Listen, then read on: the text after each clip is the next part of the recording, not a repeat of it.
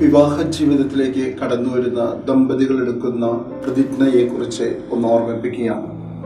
ഇന്നു മുതൽ മരണം വരെ സന്തോഷത്തിലും ദുഃഖത്തിലും, സമ്പത്തിലും ദാരിദ്ര്യത്തിലും, ആരോഗ്യത്തിലും അനാരോഗ്യത്തിലും പരസ്പര സ്നേഹത്തോടും വിശ്വസ്തയോടും കൂടെ ഏക മനസ്സായി ജീവിച്ചു കൊള്ളാമെന്ന് ഞങ്ങൾ വാഗ്ദാനം ചെയ്യുന്നു. ഞങ്ങളുടെ ഈ വാഗ്ദാനം പരിശുദ്ധമായ ഈ നിമിഷത്തിൽ വിശുദ്ധ ഗ്രന്ഥം സാക്ഷിയാക്കി ദൈവത്തിന് സമർപ്പിക്കുന്നു. വിവാഹ ജീവിതത്തെക്കുറിച്ചുള്ള ഒരു പരമ്പര നമ്മൾ ആരംഭിക്കുന്നു. വിവാഹ ജീവിതം ആരംഭിക്കുമ്പോൾ അവിടെ കുടുംബജീവിതത്തിന്റെ തുടക്കം കുറിക്കുകയാണ്. അവർ ചെയ്യുന്ന പ്രതിജ്ഞയാണ് നമ്മൾ നേരത്തെ കണ്ടത്. എന്തുകൊണ്ട് ഈ പ്രതിജ്ഞ എടുത്തിട്ടും പല കുടുംബങ്ങളും തകർന്നു പോകുന്നു? കുടുംബജീവിതത്തെക്കുറിച്ച് ആഴത്തിൽ മനസ്സിലാക്കിക്കൊണ്ട് വിവാഹ ജീവിതത്തിലേക്ക് പ്രവേശിക്കുവാൻ നവദമ്പതികളെ ഉത്ബോധിപ്പിക്കുന്ന ഒരു ക്ലാസിന്റെ പരമ്പരയാണ് നമ്മൾ ആരംഭിക്കുന്നത്. എന്തിനാണ് ഒരു വ്യക്തി വിവാഹം ചെയ്യുന്നത്? വിവാഹത്തിന്റെ പ്രധാനപ്പെട്ട ലക്ഷ്യം എന്താണ്? ജോൺ പോൾ രണ്ടാമൻ മാർപ്പാപ്പ 1980 വിവാഹ ജീവിതത്തെ കുറിച്ച് ക്രൈസ്തവ വിവാഹം എന്ന ചാക്രിക ലേഖനത്തിലൂടെ ഇങ്ങനെ നമ്മളെ പഠിപ്പിക്കുന്നു. വിവാഹത്തിന്റെ ഏറ്റവും പ്രധാനപ്പെട്ട ലക്ഷ്യം വിവാഹ ജീവിതത്തിലെ ദൈവത്തിനെ അനുഭവിച്ച് ജീവിത പങ്കാളിയെ ദൈവത്തിലേക്ക് അടുപ്പിക്കുന്ന ഏറ്റവും പ്രധാനപ്പെട്ട ഒരു ശുശ്രൂഷയാണ് വിവാഹം എന്ന കൂദാശ.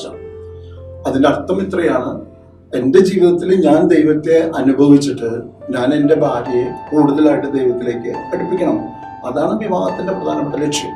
അതുപോലെ തന്നെ ഓരോ സ്ത്രീയും സ്വന്തമായി ജീവിതത്തിൽ ദൈവത്തെ അനുഭവിച്ച് ജീവിത പങ്കാളിയായ ഭർത്താവിനെ ദൈവത്തിലേക്ക് അടുപ്പിക്കുന്ന സുന്ദരമായ ഒരു വേദിയാണ് കുടുംബജീവിതം. അപ്പൊ ഈ കുടുംബജീവിതത്തിലെ ഇങ്ങനെ പരസ്പരം ദൈവത്തിലേക്ക് അടുക്കണമെങ്കിൽ ഏറ്റവും അത്യാവശ്യമായ ഘടകം നിസ്വാർത്ഥമായ സ്നേഹമാണ്. എന്താണ് നിസ്വാർത്ഥമായ സ്നേഹം? അത് പറയാൻ ഒരു സംഭവത്തോടു കൂടി നമ്മുടെ ഈ പരമ്പര ആരംഭിക്കുകയാണ്. നമുക്കെല്ലാവർക്കും അറിയാം, വിവാഹ ജീവിതം ആരംഭിക്കുന്നത് ഒരു ആദ്യ രാത്രിയോട് കൂടിയാണ്. അതുകൊണ്ട് ഒരു ആദ്യ രാത്രി സംഭവത്തോടു കൂടി നമ്മുടെ ഇന്നത്തെ ഈ പരമ്പര ആരംഭിക്കട്ടെ. ഈ ആദ്യ രാത്രി നവവരൻ ഭാര്യയെയും പ്രതീക്ഷിച്ചുകൊണ്ട്, നവവധുവിനെ പ്രതീക്ഷിച്ചുകൊണ്ട് കിടപ്പറയിൽ കാത്തിരിക്കുകയാണ്. നവവധു വളരെയധികം പ്രതീക്ഷയോടെ കയ്യിൽ പാലുമായി ആ കിടപ്പ് മുറിയിലേക്ക് കടന്നു വരികയാണ്. വിവാഹം ചെയ്യുമ്പോൾ നമ്മൾ നവവരനെ കുറിച്ചുള്ള കാര്യങ്ങളൊക്കെ അന്വേഷിക്കും. ഈ നവവരൻ ഒരു ധീരയോദ്ധാവാണ്. കാർഗിൽ യുദ്ധത്തിന് പോയ പട്ടാളക്കാരൻ. ഇവിടെ വന്നു നിന്ന സമയത്ത് ഇയാളൊരു സ്പാനർ കയ്യിലെടുത്തു. എന്നിട്ട് കാലിന്റെ നട്ടഴിച്ചിട്ട് കാലങ്ങൾ മാറ്റിവെച്ചു. യുദ്ധത്തില് കാല് നഷ്ടപ്പെട്ട ചെറുപ്പക്കാരൻ. എന്നിട്ട് കാലിന്റെ ആ തൊടയുടെ ഒരു ഭാഗം മാത്രമാണ് പുറത്ത് കാണാൻ പറ്റുക. അതാട്ടിക്കൊണ്ട് ഭാര്യയോട് ചോദിക്കുകയാണ്, ഇപ്പൊ നിനക്ക് എന്നെ കുറിച്ച് എന്താ തോന്നണേന്ന്.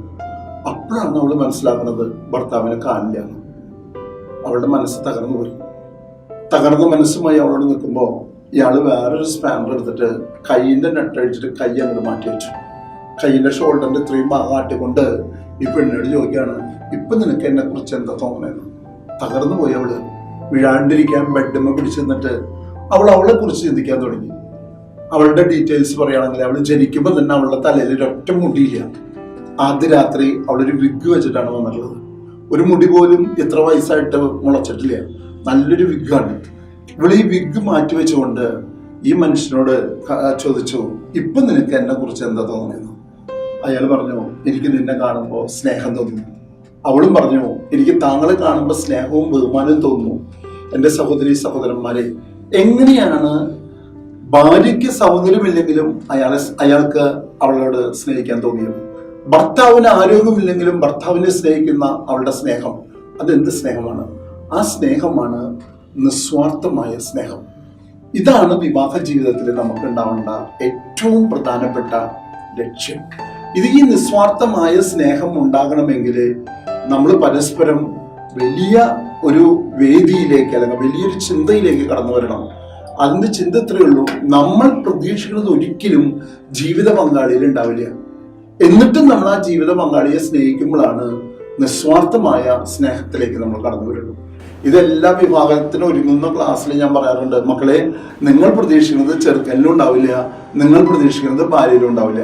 സാധാരണ ഒത്തിരി പ്രതീക്ഷയോട് കൂടിയിട്ടാണ് നമ്മൾ വിവാഹ വേദിയിലേക്ക് വരിക. പക്ഷെ പ്രതീക്ഷിച്ചത് ഒരിക്കലും നമ്മുടെ പാർട്ട്ണറിൽ നമുക്ക് കാണാൻ പറ്റില്ല. ആ പ്രതീക്ഷിച്ചത് കിട്ടാണ്ടാവുമ്പോ ഭാര്യമാര് ഭർത്താവിനോട് പറയും, നന്നാവാൻ കണ്ടോ താൻ, നന്നാവാൻ കണ്ട. അവള് പറയും, അങ്ങനെ പറയുമ്പോ ഭർത്താവ് പറയും നീ നന്നാവടി എന്ന് പറഞ്ഞിട്ട് അവൾ അടിക്കാൻ തുടങ്ങും. രണ്ടാളും നന്നാവില്ല. പിന്നെ 1 കൊല്ലം 2 കൊല്ലം കഴിയുമ്പോൾ ഒരെണ്ണം 2 പുറത്തേക്ക് വരും. അപ്പൊ ഭാര്യയും ഭർത്താവും കൂടി അതിനും നന്നാക്കാൻ തുടങ്ങും. ഇങ്ങനെ ജീവിതകാലം മുഴുവൻ നന്നാക്കുന്ന ഒരു പ്രക്രിയയിലാണ് എല്ലാവരും. കുടുംബജീവിതത്തിന്റെ തകർച്ച അവിടെ ആരംഭിക്കുകയാണ്.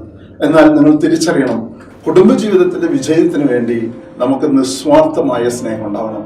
നമ്മൾ പ്രതീക്ഷിച്ചത് ജീവിത പങ്കാളിയിൽ ഇല്ലെങ്കിലും നമ്മുടെ ജീവിത പങ്കാളിയെ സ്നേഹിക്കാൻ കടപ്പെട്ടവരാണ്. അതാണ് വിവാഹം. ഇത് വിവാഹത്തിന് ഒരുക്കുന്ന എല്ലാ ക്ലാസ്സിലും പറയാറുണ്ട്. കഴിഞ്ഞൊരു ക്ലാസ്സിൽ ഞാനിത് പറഞ്ഞു, മക്കളെ നിങ്ങൾ പ്രതീക്ഷിക്കുന്നത് ചെറുക്കലിലും ഉണ്ടാവില്ല, പെണ്ണിലും ഉണ്ടാവില്ല. ഉടനെ ഒരു പെൺകൊച്ച് ചാടി എഴുന്നിട്ട് പറഞ്ഞു, സാറേ ഈ പറയണത് മുഴുവൻ എനിക്ക് ഉൾക്കൊള്ളാൻ പറ്റില്ല. ഞാൻ പ്രതീക്ഷിക്കുന്നത് എൻ്റെ ചെറുക്കലിന് ഉണ്ടാവണമെന്ന് എനിക്ക് വലിയൊരു ആഗ്രഹമുണ്ട്.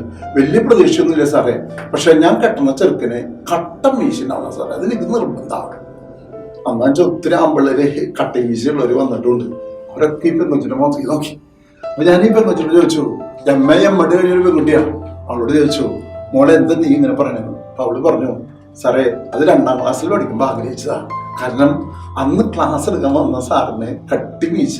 ഞാൻ അറിയാണ്ട് ക്ലാസ്സിലിരുന്ന് പറഞ്ഞതാ, എന്തൊരു ശേല കട്ട മീശാണ്.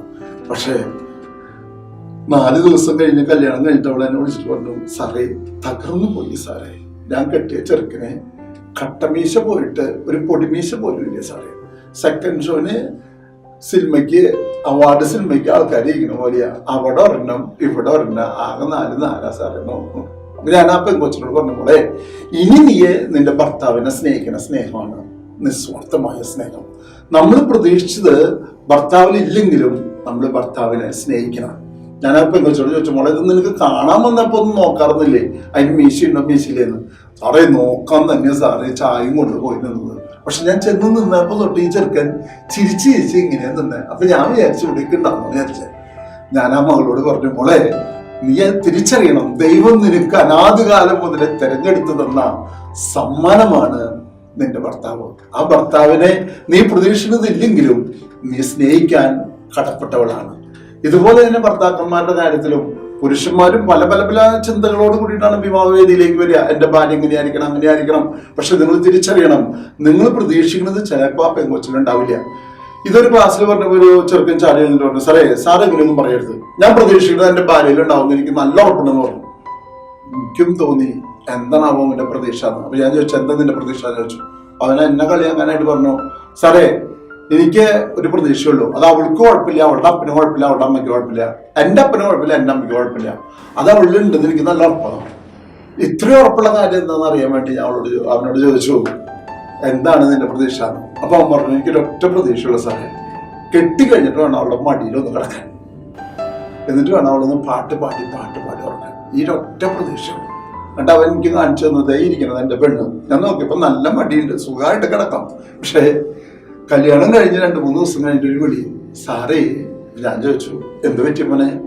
തകർന്നു പോയി സാറേ, എന്റെ പെണ്ണ് വായ തുറന്ന സ്വരം, ഉറങ്ങാൻ പോയിട്ട് ഒന്ന് ഉണർന്നിരിക്കാൻ പോലും പറ്റില്ല സാറേ.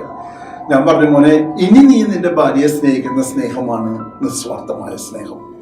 ആദ്യത്തെ നിങ്ങളോട് പറയാനുള്ള കാര്യം, വിവാഹത്തിനൊരുങ്ങുന്ന സഹോദരി സഹോദരന്മാരെ നിങ്ങളോട് പറയാനുള്ള കാര്യം, നമ്മൾ പ്രതീക്ഷിക്കുന്നത് ജീവിത പങ്കാളിയിൽ ഇല്ലെങ്കിലും നമ്മൾ പരസ്പരം സ്നേഹിക്കണം. ആ സ്നേഹമാണ് നിസ്വാർത്ഥമായ സ്നേഹം. അവിടെ നിന്ന് മാത്രമേ ദൈവികമായ ജീവൻ നമ്മുടെ കുടുംബത്തിലേക്ക് ഒഴുകി വരുള്ളൂ. ഈ സ്നേഹത്തിലേക്ക് വളരാൻ നമ്മൾ പഠിക്കണം. Thank you.